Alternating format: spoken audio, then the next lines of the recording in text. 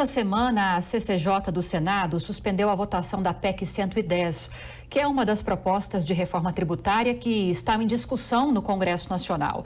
E agora, essa proposta pode ficar sem relator. E sobre isso, vamos falar justamente com o relator da PEC, o senador Roberto Rocha, do PTB do Maranhão. Bem-vindo, senador. Boa noite. Boa noite a todos, boa noite ao Vitor, boa noite a você, Lívia, boa noite a todos que estão acompanhando esse programa. Boa noite ao Rodrigo, ao Ricardo, a todos vocês, meu boa noite. Obrigada, senador. Essa PEC deve estar tramitando por volta de uns 3 anos no Congresso Nacional já, e mais uma vez foi adiada essa votação na CCJ, que é esse primeiro passo, pelo menos no âmbito do Senado. Por que esse adiamento? Olha, veja bem, é mais uma tentativa frustrada, infelizmente, de se dar o primeiro passo, como você disse, numa emenda constitucional, numa proposta de emenda constitucional.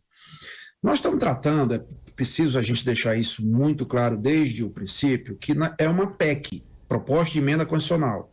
Portanto, a gente tem que dar as diretrizes.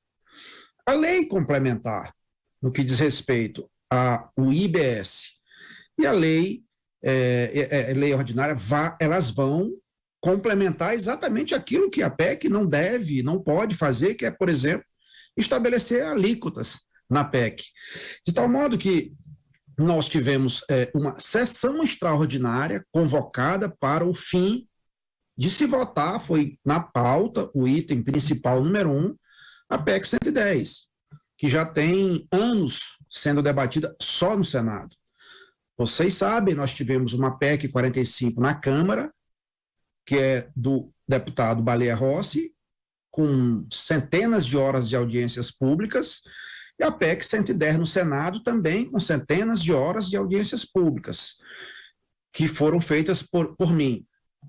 Em início da pandemia, quando o presidente da Câmara à época, Rodrigo Maia, teve desentendimento com o governo, porque exigia que tinha um fundo de desenvolvimento para ser bancado pelo governo federal, que não aceitava, e também o comitê gestor, porque tinha só um IVA àquela época.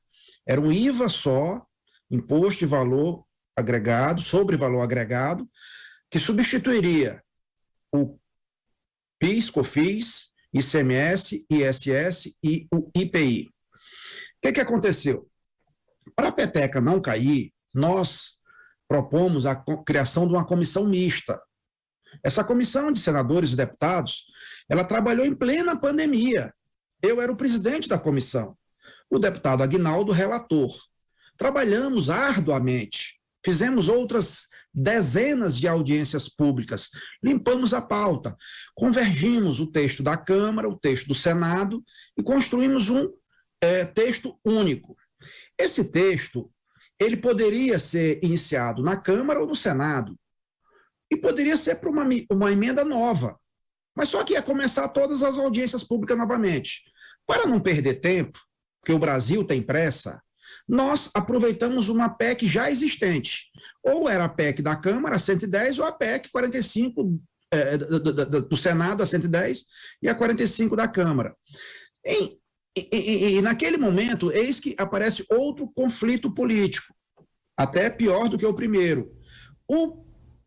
Quem disputou a eleição com o Arthur Lira foi exatamente o Baleia Rossi, autor da PEC, e o relator Aguinaldo Ribeiro, que era aliado do Baleia Rossi, mesmo do partido, ainda que do partido do Arthur Lira. Ou seja, o tempo fechou, como diz lá no Maranhão.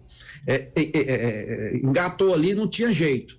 Foi quando, para mais uma vez não deixar a peteca cair, nós levamos a PEC 110 para frente. Então, trouxemos aquele relatório do deputado Aguinaldo, aquele trabalho, aquele acumulado que unificava as duas propostas dos senadores e deputados para a PEC 110. E ela foi avançando. Em outubro, nós apresentamos o nosso relatório. De lá para cá, nós já tivemos inúmeras tentativas de votação. A discussão é normal. Após a apresentação do nosso relatório, nós tivemos mais de 200 emendas. E aí a gente lê o relatório. Bom, no que lê o relatório, as emendas foram analisadas, umas aprovadas, outras não. Aí são feitos os destaques daquelas emendas não aprovadas, o senador destaca, o partido político destaca. Foram feitos 8 destaques. Desses 8 destaques, nós acertamos na boa política, no diálogo, no convencimento, que política é processo, convencimento e poder. Nós conseguimos resolver 7. Ficou só um faltando, que foi do pessoal de Manaus, da Zona Franca, que também nós apresentamos uma solução. Bom, aí encerra a discussão. Isso já tem antes do carnaval. Aí, então, vamos agora para a votação. Aí, derrubaram a sessão, alegando que era porque estava junto com o projeto das armas. Aí, eu estou no Maranhão, o presidente Rodrigo Pacheco, que é verdadeiramente empenhado no assunto, até porque é advogado, conhece a importância disso, conhece o texto, sabe fazer a leitura do que está lá. Ele me pede para vir a Brasília para a gente poder votar em sessão extraordinária, terça-feira. Está lá na pauta. Eis que um grupo de senadores resolve boicotar a sessão para não ter quórum. Para poder abrir a sessão, precisava ter 14 membros, 14 senadores. De forma inexplicável, não estavam aceitando a presença remota, que tem ato da mesa que permite você fazer presença remota. Eu mesmo não consegui, tive que ir lá presencialmente. Foi quando nós reclamamos, tanto eu quanto o deputado, o senador Marcos Rogério, e aí abriu para os senadores que estavam online. De repente passou de 5 para 14 senadores o quórum. Portanto, deu quórum para poder abrir. No entanto, um senador Cajuru, que foi inclusive autor de um dos destaques, que foi objeto de acordo que nós fizemos, tanto que ele retirou o destaque, ele simplesmente retirou a presença. Nós temos aí o caso de despresença. E mais que isso, o presidente da comissão, o senador Davi Alcolumbre, ele abriu a comissão, alegou a despresença do senador Cajuru, ou seja, que estava lá fisicamente presente, e ele próprio, o senador Davi, não registrou presença. Então, eu fiz uma questão de ordem ontem ao presidente do Senado. Pode um presidente de comissão não registrar presença, presidir a comissão e cancelar a presença de senador presente fisicamente? Porque se pode você estar presente e dizer que está ausente, pode estar ausente e dizer que está presente. Ou seja, isso é muito grave para mim. Por essa razão, apresentei uma questão de ordem. Porque eu não estou brincando. Eu sou do estado do Maranhão. O Maranhão é o estado que, infelizmente, tem o maior número de pobres desse país. Mas aí é por uma opção feita pela elite política do Maranhão, de fazer a exploração política da pobreza, enquanto nós queremos fazer a exploração econômica da riqueza. Eu só conheço uma forma de combater a pobreza verdadeiramente. É gerando riqueza. E o país tem uma ferramenta importantíssima para poder gerar riqueza, abrir o país para o mundo. Nós já fizemos, aprovamos o novo marco legal das EPS. Agora é preciso melhorar o ambiente de negócios.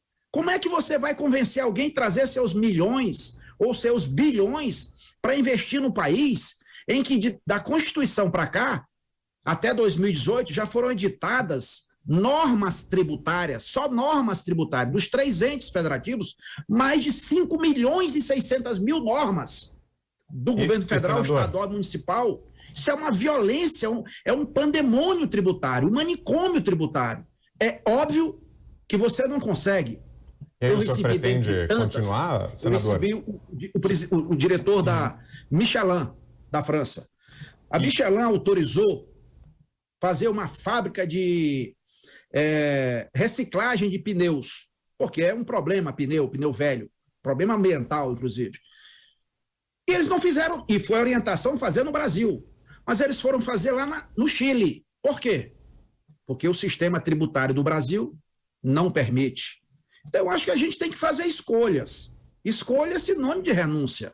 Senador. Por exemplo, se eu escolhi estar aqui agora na Jovem Pan, é porque eu não renunciei a estar em outros cantos. Eu quero dizer a vocês que, infelizmente, a gente não conseguiu votar, o que eu fiquei realmente muito decepcionado.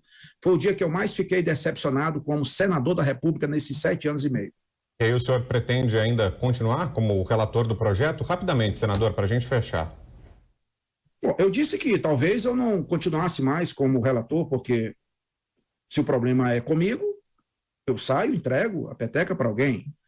Agora, nós conseguimos construir o que nunca ninguém construiu. Por exemplo, nós acertamos no acordo fazer a destinação do imposto da origem para o destino. Nunca foi feito acordo nesse ponto. Nunca. Só o estado do Amapá ganha R$1 bilhão por ano.